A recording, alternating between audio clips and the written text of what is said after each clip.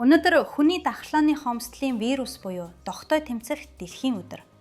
Монгол улсад хүний дахлааны хомсдлийн вирусын анхны тохиолдол 1992 онд бүртгэгдсэн бол 2013 онд хамгийн олон буюу 31 хүн бүртгэгдсэн бол 2025 оны 11 дугаар сарын 20-ны байдлаар 36 тохиолдолд бүртгэлдэж 5 хүн энэ халдварын улмаас хорвоог орхижээ.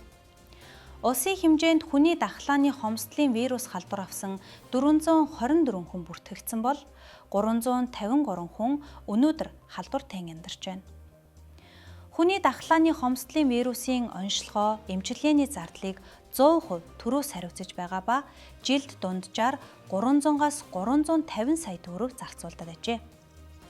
Монголд халдварын 99.7% бэлгийн замаар дамжсан бөгөөд халдвар авсан хүмүүсийн 83% нь эрэгтэй, 14.6% нь эмэгтэй, 2 буруу 4% нь трансгендер. Улсын хэмжээнд доохын халдвартай 20 ээж 35 хүүхэд төрүүлсэн ба 14 ээж давтан төрсөн байна. Халдвартай ээжээс төрсэн хүүхдүүдээс халдвар илрээгүй байна.